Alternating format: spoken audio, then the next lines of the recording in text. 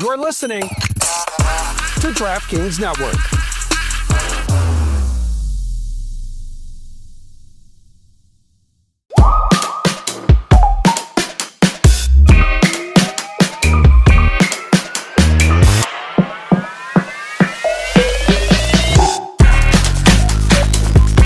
Hey, what's up, y'all? Welcome to Good Follow Show presented by DraftKings. I'm Roz Goldonwere, and I am coming to you from our studio in Los Angeles. And we have a very special episode for you this week. We have an exclusive interview with a two-time WNBA champion, also a two-time Commissioner's Cup champion. She's won a championship at the collegiate level, an NCAA champion with Texas A&M. She's a comedian. She's the face of the league, or one of them. She's my girl, Sydney Colson. What's up, Sid? What's going on? What's up, Roz? Always good to talk to you. Thank you for having me. You know, I think there's so many things to talk about, I mean, including the ACL. But let's start first with just the special season you guys have had with the Indiana Fever this year. I think it can be summed up by your end of season Instagram post. Let's take a look at this post from you, Sid. And in in the caption, you said, genuinely enjoyed this team and what we did on the court and in the showers. You're so silly. I knew in the off season that God was placing me where I needed to be to grow and learn some necessary lessons. And that's exactly what happened. And that's a beautiful post. And actually, the comments have me rolling. Let's just look at the comments, remind her. Because I'm screaming because your teammates, your teammates are a mess. Not Caitlin Clark chiming in twice. She says, Sid, I'm thankful for you, Auntie Tasha Howard with 4 hearts. But look at Lexi Hull. Love you, Sid. Showering just won't be the same this off season. Yo, y'all are really comedy. But I mean, so just to throw it back to you, there's clearly so much love for your team. There's a huge free agency on the way. This roster may not ever look the same again. So for you, like, what made this team so special and one to remember in your career? You know, in the off season, it was obviously like a tough decision for me. I've been with the Aces for so long, and we did some amazing things together as a team. And like I said in the post, I could just feel, you know, God. You know, when you could just feel like you need to get uncomfortable, or like you're being pushed in a direction, and because it makes you uncomfortable, kind of don't want to do it. I think the older I've gotten, the stronger my faith has gotten. I run to the uncomfortable, honestly, because I know on the other side there's going to be some lesson that I needed, and that was what happened this season. Like, nobody was expecting me to be on this team. Honestly, we know what the views are of this organization from the outside, but I knew enough people in it to know that we could do something special and that we could potentially change some minds and some views. And it was good, like, just being with another team, being in another locker room. I think when you leave from a situation you've been in for so long, you're like, am I going to be cool with, you know, a new group of teammates? But that's just what life is. You figure it out. You get into environments and you adjust and you get acclimated. And we did something really special for us to have been together for just a matter of months and not fully healthy, everybody at the same time. So it was fun. It was really fun. And I think the Commissioner's Cup championship gave us, like, even more confidence that we could go on and win a championship. And I think we would have had we stayed healthy. Yeah, you know, people pointed to your voice as one in the locker room that everyone listened to, that you were one of the main leaders for the team. You know, people trusted you. Taking on that role, what was it like trying to overcome some of the hurdles? And was there a hurdle this season that you guys, like, that rocked y'all, like, almost was so tough to really stay together from? Yeah, I mean, from the outside, I think everybody can see the different types of adversity that hit our team.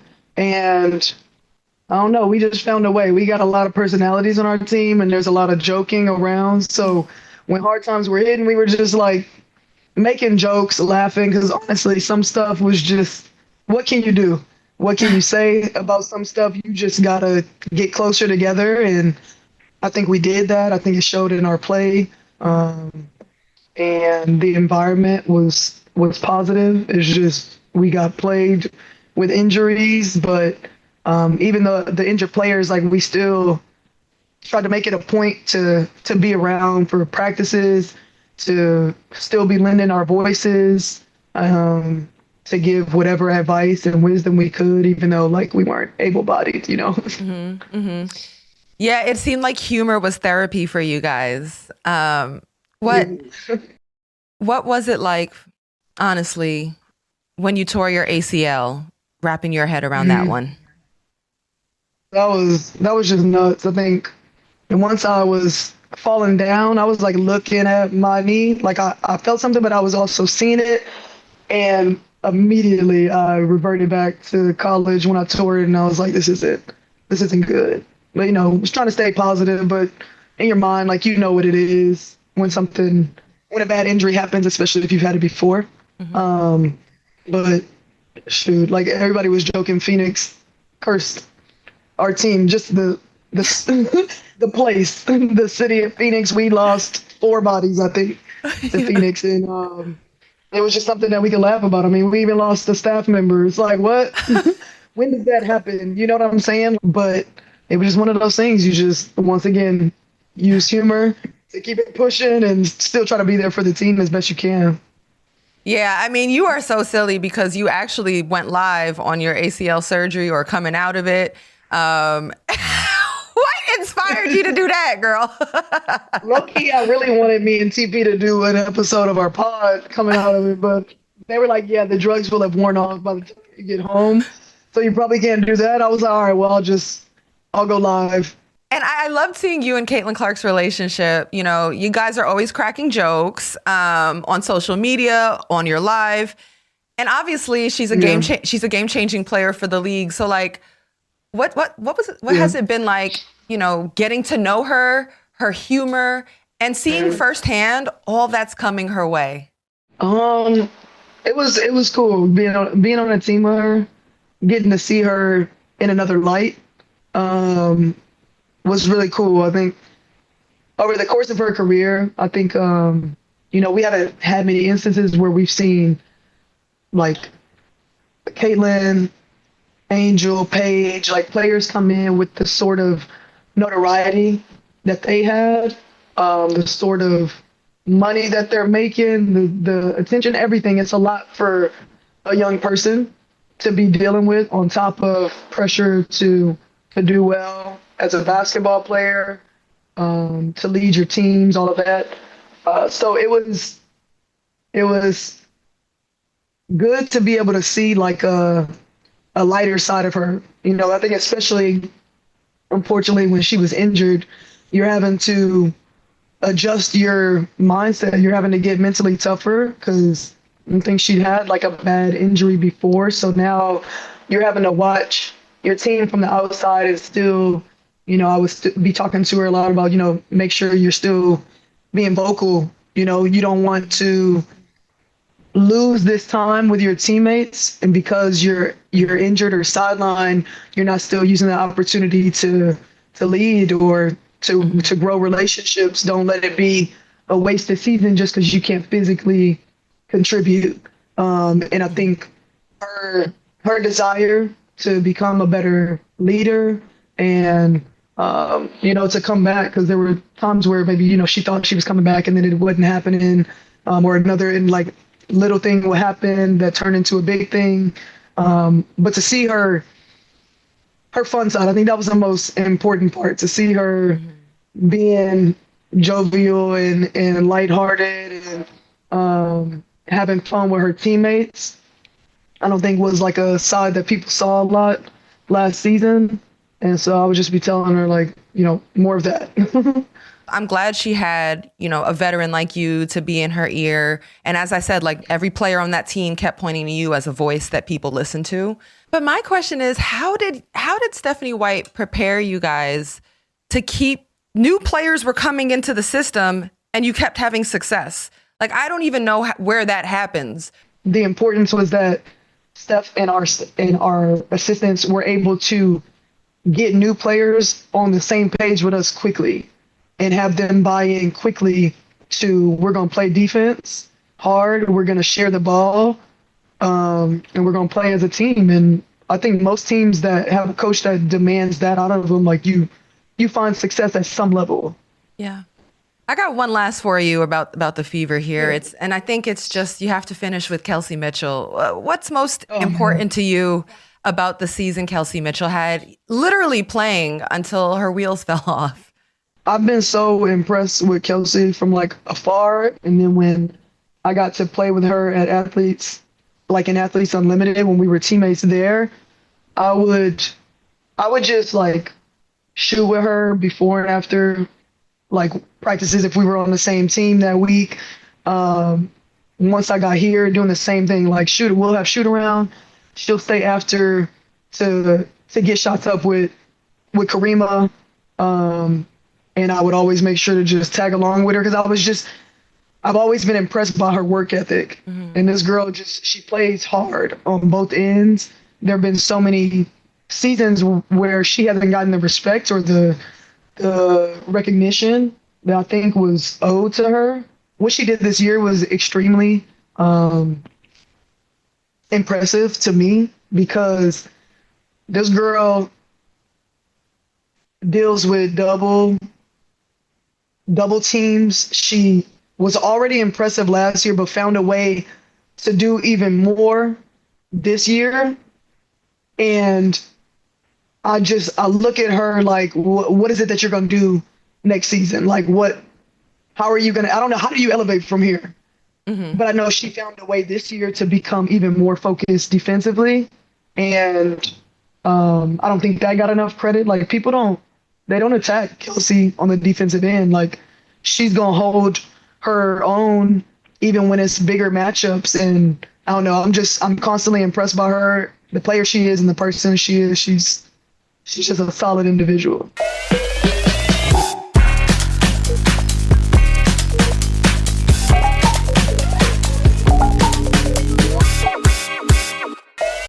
Hey, NFL fans, what's your favorite touchdown? Because for me, it's the next one. With DraftKings Sportsbook, an official sports betting partner of the NFL, every TD puts cash in your hands. First score, anytime TDs, live bets, every snap is an opportunity. Your team hitting pay dirt pays out to you. Download the DraftKings Sportsbook app and use code GOODFOLLOW. That's code GOODFOLLOW to turn $5 into $200 in bonus bets if your bet wins. In partnership with DraftKings, the crown is yours. Gambling problem? Call 1-800-GAMBLER. In New York, call 877-8-HOPE-NY or text HOPE-NY 467-369. In Connecticut, help is available for problem gambling. Call 888-789-7777 or visit ccpg.org. Please play responsibly. On behalf of Boot Hill Casino and Resort in Kansas, fees may apply in Illinois. 21 and over. Age and eligibility varies by jurisdiction. Void in Ontario. Bet must win to receive reward. Minimum minus 500 odds required. Bonus bets expire 7 days after issuance. For additional terms and responsible gaming resources, see dkng.co/audio. When did making plans get this complicated?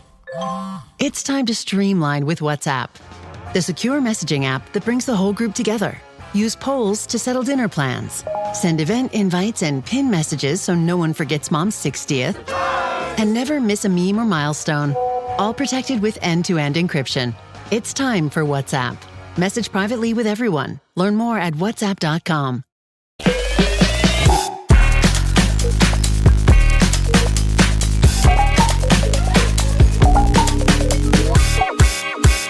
I don't think it's as well known that, your path here is hard. You've had to overcome quite a bit, to get where you're at. And there's been a lot of starts and stops or reinventions of yourself, if you will. I'm just going to point it out for those watching at home. You tore your ACL your sophomore year in college. You make it to the WNBA. You're waived by the Connecticut Sun your rookie season. Then you spend 3 years overseas. You're out the league for 3 years. And then you return to the WNBA, little bouncing around, but you stuck a bit with the San Antonio Stars for 3 years. Then after that stint, you were out of the WNBA again in 2021. You played Athletes Unlimited, which you said was helpful. And then after that, You joined the Aces and win championships with them in 2022, 2023. And now you're with the Fever, which was a big decision, an uncomfortable decision to go try a new chapter there. It's a very interesting season with highs and lows, and it ends for you with a torn ACL. So my question is, how have you had so much endurance through your career? You know, as competitors in basketball, like, we just want to play. Like, if we see people playing that we played against and we battle, we're just like, oh, well, I mean, if they still playing, like, for sure, I can play. I just need the right opportunity. And it kept being pretty much my whole career was just need the right opportunity. And, you know, sometimes it would work playing time-wise, sometimes it wouldn't. But I know every place that I was in, I was supposed to be there. I think my faith helped me understand that I was in every situation that I was in for a reason, whether I played or not. There was something to gain from that team experience. There was something to gain from someone I met, something I lost, whatever it was. There was a lesson in a lot of the stuff, and it helped me to keep my drive very high, even when I was out of the league. There were definitely times where it was tough, like being out of it, but I still had that passion even when it wasn't logical anymore. It's like, all right, you could probably call it quits around this time. And that's how I felt in 2019 when I was overseas in Poland. I was like, yeah, I'm about ready to wrap this up. I'm tired of dealing with these crazy coaches overseas. Like, I'm not making enough money for this. That 2019 season, I get to the Aces, and me and Chris Umagi, the social media person with the Aces, he's always done a phenomenal job, but he started capturing me doing the Lady Aces chant. So this was when I started getting more of a following on social media because people were seeing that, thought that was fun, yada, yada. Then I go to Chicago and I get cut after the bubble season. So 2021, I'm not playing, but Athletes Unlimited starts, and that's in Vegas. Oddly enough, I have a good first year in AU. The Aces staff, like Becky would be there, Nikki was there. They offered me a training camp contract. This was the first year that Becky was going to be there, and they were saying that they were looking for, you know, a veteran and somebody for the locker room to impact culture. And I go there. We win 2 years. We don't win in 24. I leave to come to the Fever, and, you know, obviously we know how this season went, but everything was in its timing. Like, in hindsight, I understand everything clearly. Yeah. I mean, so much of that story is like, look how maybe one closed door pivoted you to the next blessing and opportunity. You know what I'm saying? You look back on that and you think about where it placed you now. Girl, you literally are one of the faces of the league, but you at one point literally was out of it, and there was not really a path to that. So what a testimony. You've defied the norm, like things that used to be reserved only for literally the superstars of the league. You are captivating. You are funny. The way people are consuming the WNBA is changing and evolving.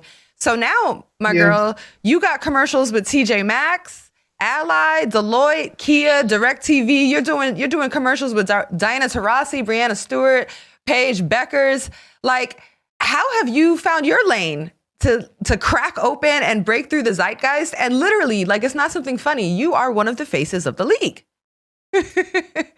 Man, I'm me everywhere I go. I think authenticity is going to always get you where you need to be, even if it's not what you pictured. And a lot of mine just happens to be forward facing, but a lot of that can be attributed to, like, our showrunner, our director for the Sid and TP show. Mm-hmm. Carly, they came up with the idea for TP and I to be the faces of the league. And I remember when they pitched it to us, we were like, absolutely. Like, we love self-deprecating humor. We're totally okay with what our paths have looked like in the WNBA, because while I love basketball, it's not my everything. Like, I'm a multifaceted person. So if basketball hasn't gone the way that I thought it would go, like, that's okay. Like, I've still been in a very blessed position, and one that I'm very fortunate for.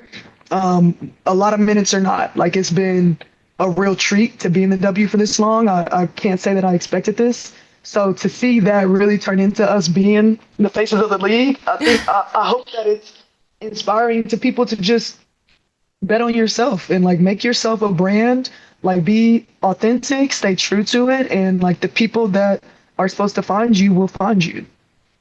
Yeah, and I mean, so your show that you have with TP, Teresa Plaisance, Unsupervised.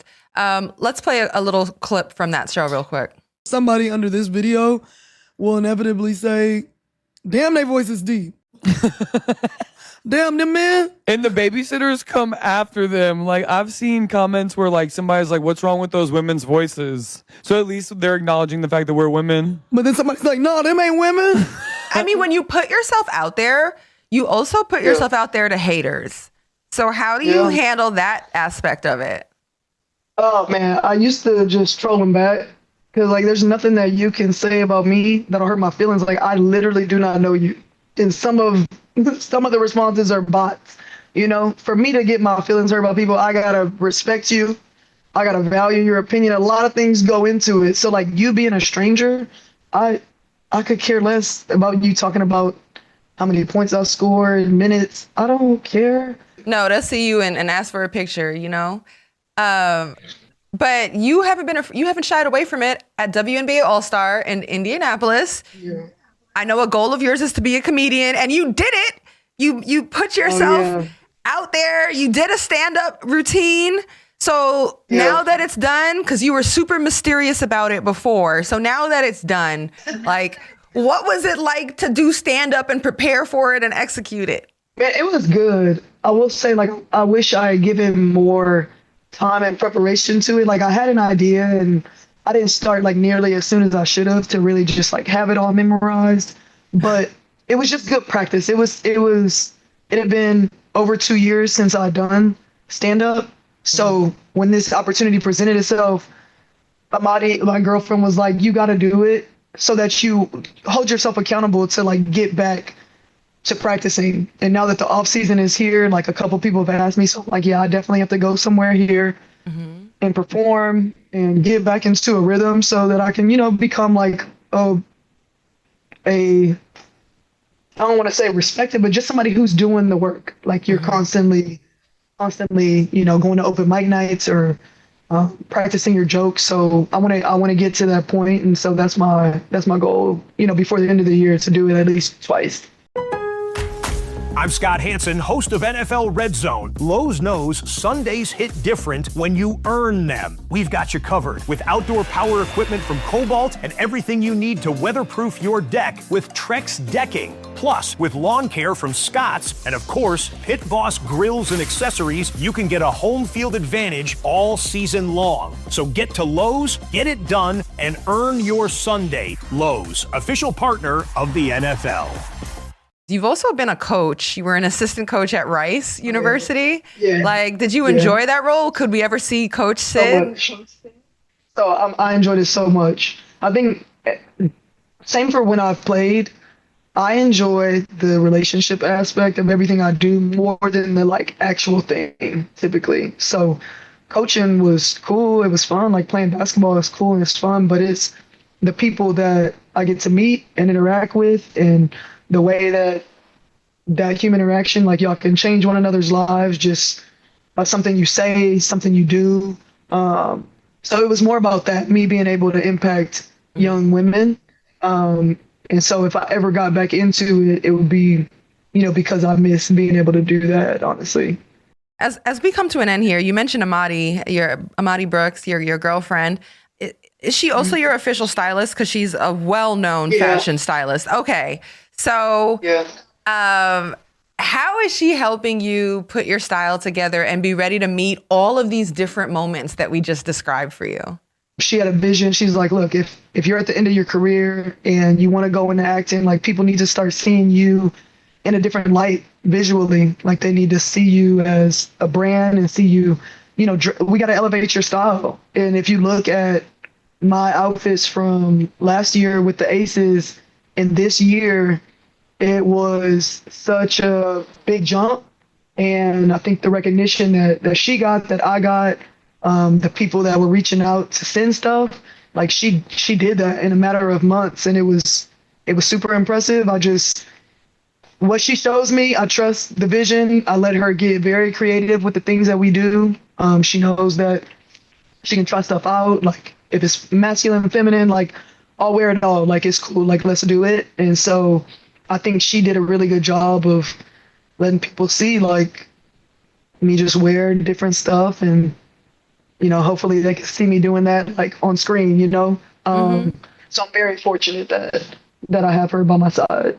Okay, and just words. What would you describe your style as? What would I describe my style as? I would say like versatile. I would say like what like fun, like what word? Hey, Amadi. Ron said, "Hey, Amadi." She said, "Hey, girl." Hey. Like versatile and like elevated streetwear, and like we like make stuff colorful sometimes. Okay. Like I like a lot of colors, so we'll be like outgoing. I think usually how she dresses me, it reflects my personality a lot, I think. Okay. Yeah, I'm gonna need you to also know your style. Not you needing all this help. Yeah, no, I don't know none of them words. She said, "I'm gonna need you to know your style." You're crushing it, my girl. It's really inspiring, the journey that you've been on, and we only see like the bright lights, but all that it took to get here. And I appreciate just everything you gave us today. Thank you. I love you, my girl. Thank you for having me too. It was great to catch up with Sid Colson of the Indiana Fever. That'll do it for this episode of Good Follow. We'll catch you next time.